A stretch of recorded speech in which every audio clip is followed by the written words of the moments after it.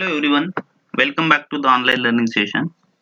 In the previous session, we have seen intra-company and intercompany analysis. Now, today we will see macroeconomic analysis. So, what exactly macroeconomic means?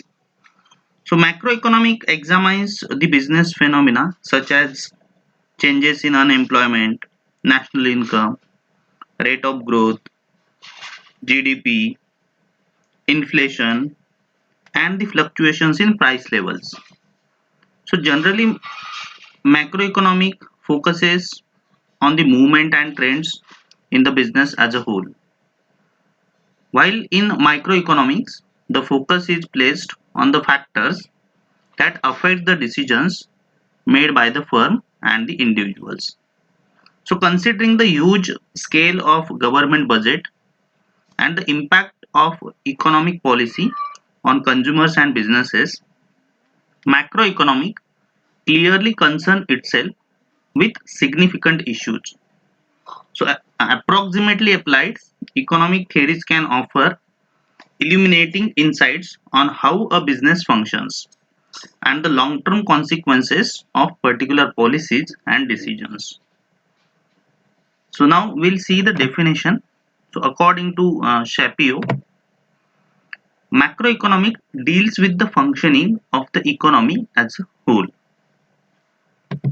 Then, according to Balding, macroeconomic theory is that part of economic which studies the overall averages and aggregates of the system. Therefore, macroeconomic deals with the economy as a whole. It studies the behavior economic aggregates such as aggregate income, consumption, investment, and the overall levels of prices. So now as you are clear with the meaning and the definition of macroeconomics, we'll see the importance of macroeconomic in the current business era. So it explains the working of an economy as a whole. It examines the aggregate behavior of macroeconomics entities like firms, households, and the government. It is very useful to the planner for preparing economic plans for the country's development. It is helpful in international comparisons. Its knowledge is indispensable for the policymakers' policies such as monetary policy, fiscal policy, industrial policy, exchange rate policy, income policy, etc. It explains economic dynamism and intricate interrelationship among macroeconomic variables such as price level, income, output, and employment. So these all are the importance of macroeconomics. Now we'll see the components, that is the major concerns or the components of macroeconomic.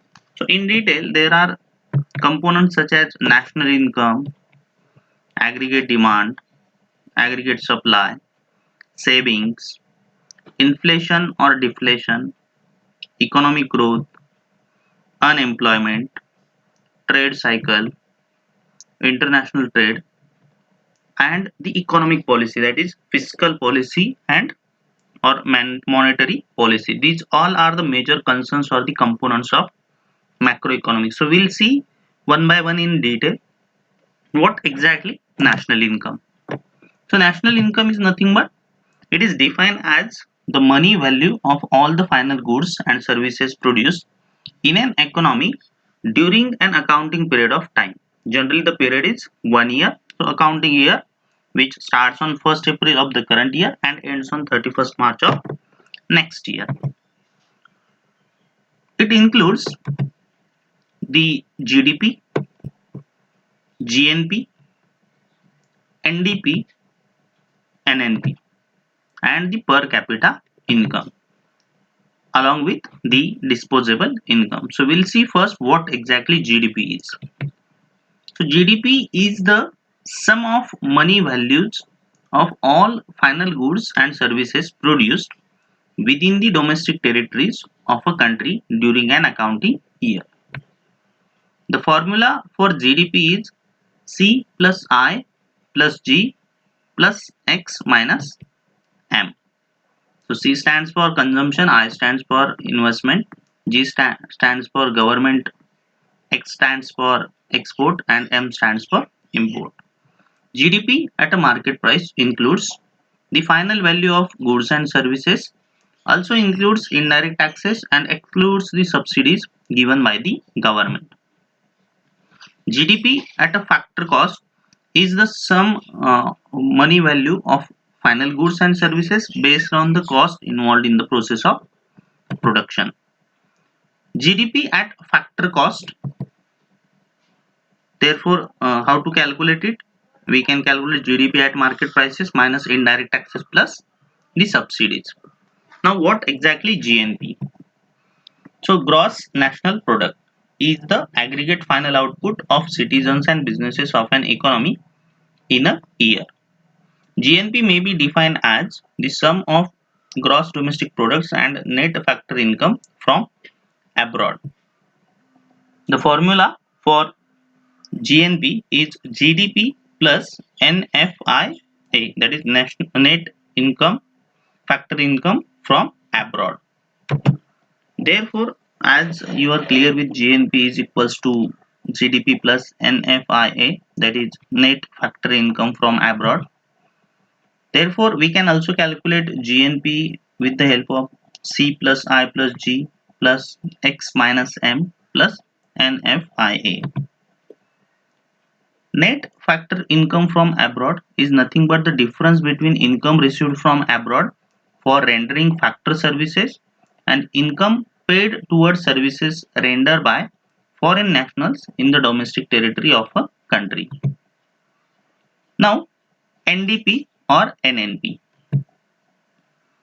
NDP is equals to GDP minus depreciation and NNP is equals to GDP minus depreciation plus NFIA or GNP minus depreciation.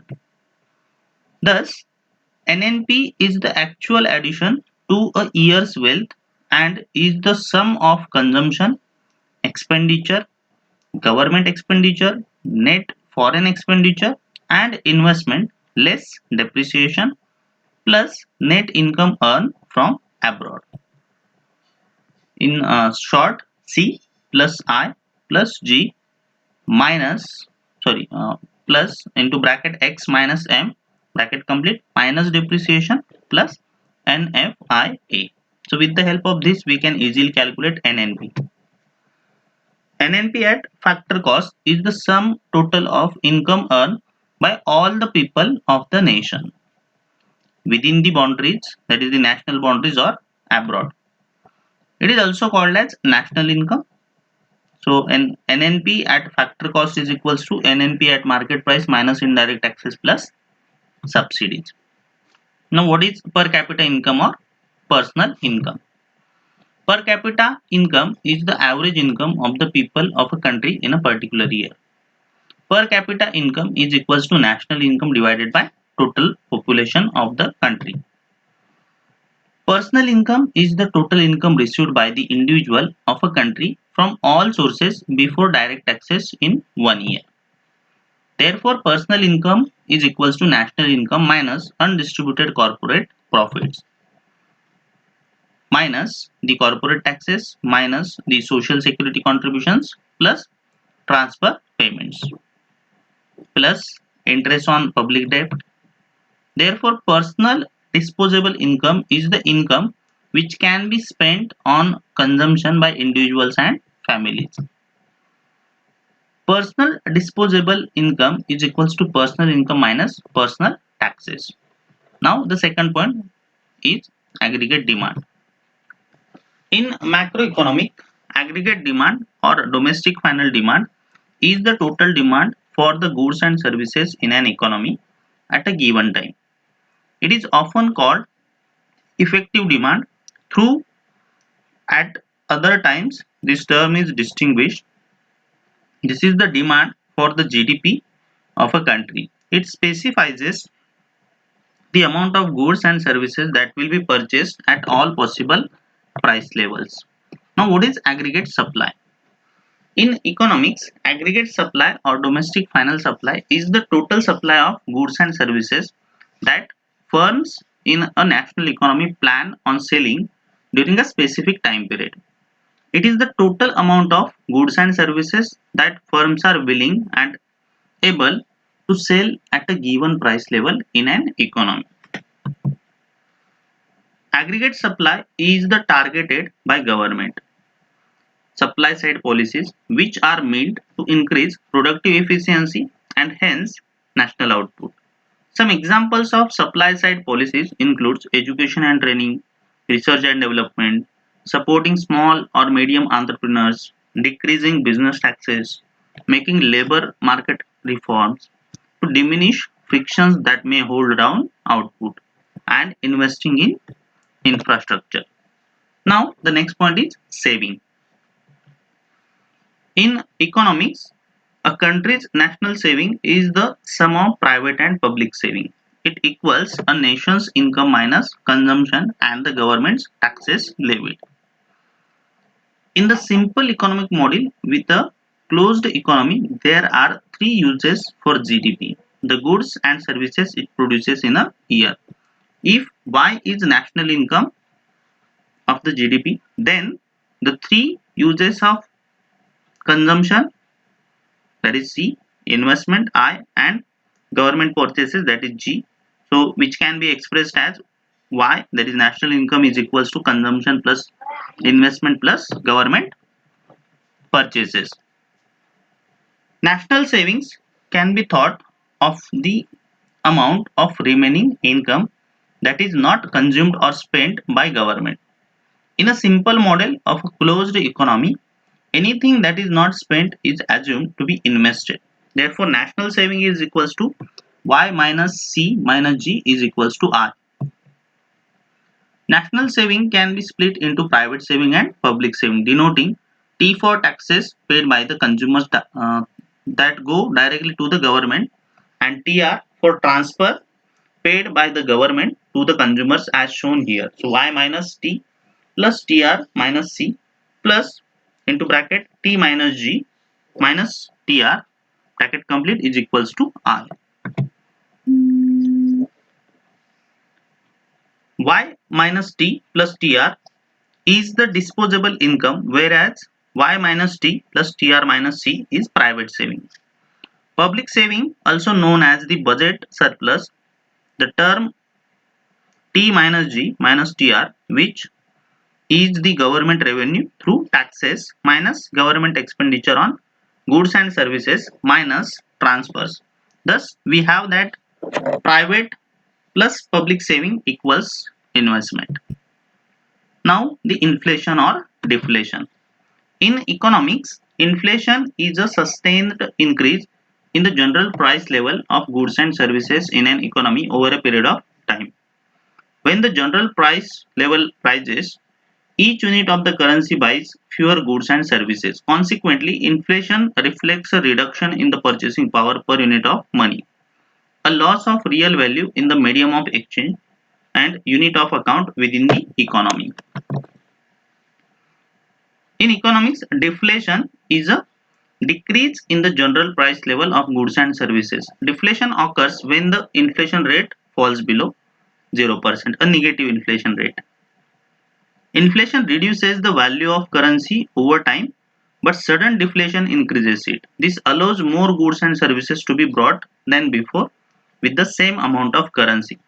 Deflation is the distinct from disinflation, a slowdown in the inflation rate. That is, inflation declines to a lower rate but is still positive. Now, economic growth. So one can define economic growth as the increase in the inflation adjusted market value of the goods and services produced by an economy over time. Statisticians conventionally measure such growth as the percent rate of increase in real gross domestic product or real GDP. Growth is usually calculated in real terms, that is inflation minus adjusted terms, to eliminate the distorting effects of inflation on the price of goods purchased. Measurement of economic growth uses national income accounting. Since economic growth is the measure as the annual percent change of GDP, it has all the advantages and drawbacks of that measures. The economic growth rates of countries are commonly compared using the ratio of GDP to population, that is per capita income. Then unemployment is also one of the component of macroeconomy. Unemployment according to the organizations for economic cooperation and development, that is OECD, is person above a specified age, usually above 15, not being in paid employment or self-employment but currently available for work during the referred period. Unemployment is measured by the unemployment rate as the number of people who are unemployed as a percentage of labor force. Unemployment can have many sources such as the following: new technologies and inventions which leads to the unemployment, the status of economy which can be influenced by a recession, competition caused by the globalization and international trade, policies of the government, regulation and market. So apart from this, there will be pandemic diseases like COVID is also there. So there might be many reasons of unemployment. Unemployment and the status of economy can be influenced by a country through, for example, fiscal policy. Furthermore, the monetary authority of a country, such as the central bank, can influence the availability and the cost for money through its monetary policy. Now, what is trade cycle? It is also one of the component of macroeconomy. The business cycle, also known as economic cycle or trade cycle, is the downward and upward movement of GDP around its long-term growth trend. The length of a business cycle is the period of time containing a single boom and contraction in its sequences. These fluctuations typically involve shift over time between periods of relatively rapid economic growth and periods of relative stagnation or decline, that is contraction and or recessions. Business cycles are usually measured by considering the growth rate of real gross domestic product. Despite the often applied term cycles, these fluctuations in economic activity do not exhibit uniform or predictable periodicity. The common or popular uses boom and bust cycle refers to fluctuations in which the expansion is rapid and the contraction severe.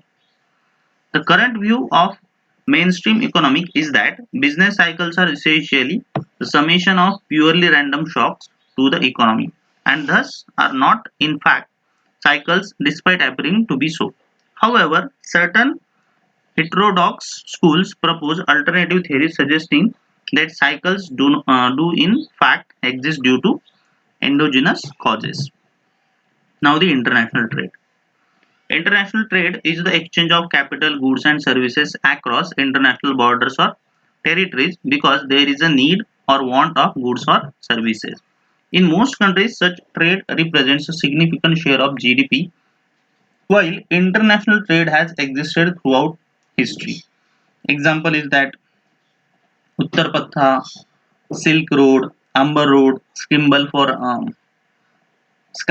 Africa, Atlantic slave trade, salt roads. So its economic, social, and political importance has been on the rise in recent centuries. Carrying out trade at an international level is a complex process when compared to domestic trade. When trade takes place between two or more nations, factors like currency, government policies, economy, juridical system, laws, and market influences the trade. The last point is economic planning. That is the last component of macroeconomy. It includes the fiscal or monetary policy. So fiscal policy is the use of government revenue collection, that is taxes or tax cuts and expenditure spending to influence a country's economy. The use of government's revenue and expenditure to influence macroeconomic variables developed as a result of the Great Depression. When the previous laissez-faire approach to economic management became unpopular, fiscal policy is based on the theory of British economist John Maynard Keynes, whose Keynesian economic theories that government changes in the levels of taxation and government spending influences the aggregate demand and the level of economic activity. Fiscal and monetary policy are the key strategies used by a country's government and the central bank to advance its economic objectives. Now, what is monetary policy? It is the policy adopted by the monetary authority of a nation to control either the interest rate payable for a very short term borrowing by the banks from each other to meet their short term needs or the money supply, when as an attempt to reduce inflation or the interest rate to ensure price stability and general trust of the value and stability of the nation's currency. Now we have clear with all the components of macroeconomic analysis. So we'll stop here, and in the next session we'll see the human resource need and forecast. Thank you.